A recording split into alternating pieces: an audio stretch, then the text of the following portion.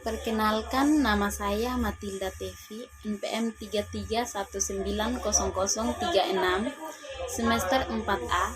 Saya akan mempresentasikan tugas telaah kurikulum biologi SMA. Kurikulum berbasis kompetensi. Konsep dasar KBK. Persiapan lulusan pendidikan memasuki era globalisasi yang penuh tantangan dan ketidakpastian. Diperlukan pendidikan yang dirancang berdasarkan kebutuhan nyata di lapangan. Untuk kepentingan tersebut, pemerintah memprogramkan KBK sebagai acuan dan pedoman bagi pelaksanaan pendidikan untuk mengembangkan berbagai ranah pendidikan, yaitu pengetahuan, keterampilan, dan sikap dalam seluruh jalur dan jenjang pendidikan. Pengertian kurikulum berbasis kompetensi. KBK adalah seperangkat rencana dan pengaturan tentang kompetensi dan hasil belajar yang harus dicapai siswa, penilaian, kegiatan belajar dan pengembangan kurikulum sekolah. Karakteristik KBK antara lain mencakup seleksi kompetensi yang sesuai, spesifik indikator-indikator evaluasi untuk menentukan kesuksesan capaian kompetensi dan pengembangan sistem pembelajaran. Perbedaan KBK dan kurikulum sebelumnya adalah sebagai berikut. Yang pertama, kurikulum 1994 berbasis isi atau materi, sedangkan KBK berbasis pada kompetensi. Yang kedua, kurikulum 1994 menekankan pada ketuntasan materi, sedangkan KBK lebih menekankan pada capaian kompetensi. Yang ketiga, pada kurikulum 1994 bersifat sentralisasi, sedangkan KBK bersifat desentralisasi. Implementasi kurikulum berbasis kompetensi. Implementasi KBK dapat didefinisikan sebagai suatu proses penerapan ide, konsep, dan kebijakan kurikulum dalam suatu aktivitas pembelajaran sehingga peserta didik menguasai seperangkat kompetensi tertentu sebagai hasil literasi dengan lingkungan. Implementasi KBK mencakup 3 kegiatan pokok. Yang pertama, pengembangan program. Yang kedua, pelaksanaan pembelajaran dan evaluasi. Kurikulum tingkat satuan pendidikan. Definisi kurikulum tingkat satuan pendidikan atau KTSP. Kurikulum adalah seperangkat rencana dan pengaturan mengenai tujuan, isi, serta bahan pelajaran serta cara yang dilakukan sebagai pedoman penyelenggaraan kegiatan pembelajaran untuk mencapai tujuan pendidikan tertentu. Kurikulum tingkat satuan pendidikan atau KTSP adalah kurikulum operasional yang disusun dan dilaksanakan oleh masing-masing satuan pendidikan. Konsep dasar KTSP. Konsep dasar KTSP meliputi 3 aspek, yaitu kegiatan pembelajaran, penilaian, dan pengelolaan kurikulum berbasis sekolah. Kegiatan pembelajaran dalam KTSP mempunyai karakteristik sebagai berikut. Yang pertama, berpusat pada peserta didik. Yang kedua, mengembangkan kreativitas. Yang ketiga, menciptakan kondisi yang menyenangkan dan menantang. 4. Kontekstual. 5. Menyediakan pengalaman belajar yang beragam. 6. Belajar melalui berbuat. Penilaian dalam KTSP dilakukan sebagai berikut. Yang pertama, dilakukan oleh guru untuk mengetahui tingkat penguasaan kompetensi yang ditetapkan, bersifat internal, bagian dari pembelajaran, dan sebagai bahan untuk peningkatan mutu hasil belajar. Yang kedua, berorientasi pada kompetensi, mengacu pada patokan dan ketuntasan belajar. Pengelolaan kurikulum berbasis sekolah mempunyai prinsip-prinsip sebagai berikut. Yang pertama, mengacu pada visi dan misi sekolah. Yang kedua, pengembangan perangkat kurikulum. Yang ketiga, memberdayakan tenaga kependidikan dan sumber daya lainnya untuk meningkatkan mutu hasil belajar. Prinsip pengembangan KTSP. Pengembangan KTSP yang beragam mengacu pada standar nasional pendidikan untuk menjamin pencapaian tujuan pendidikan nasional. Standar pendidikan nasional terdiri atas standar isi, proses, kompetensi lulusan dan tenaga kependidikan, sarana dan prasarana, pengelolaan, pembiayaan, dan penilaian pendidikan.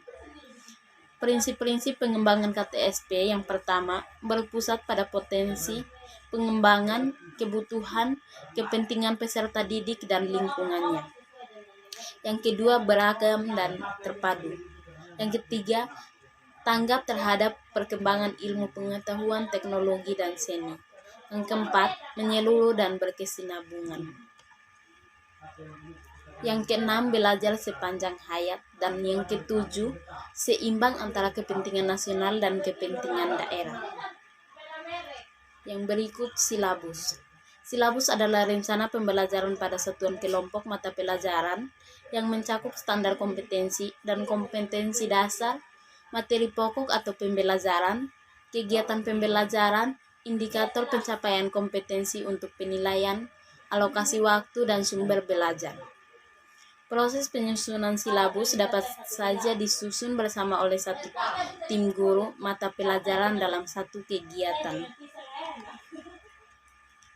Rencana pelaksanaan pembelajaran atau RPP.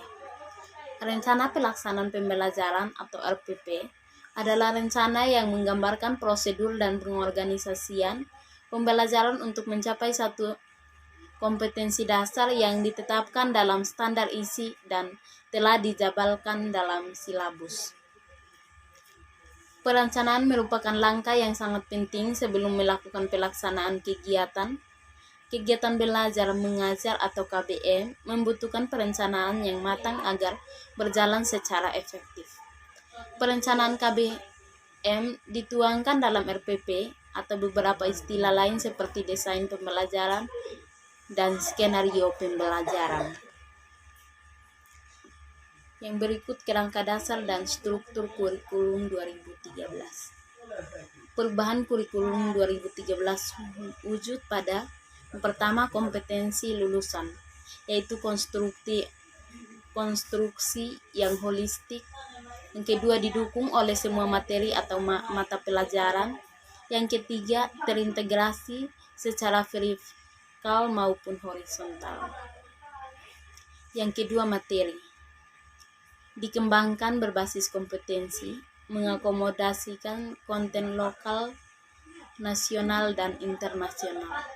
Yang ketiga adalah proses.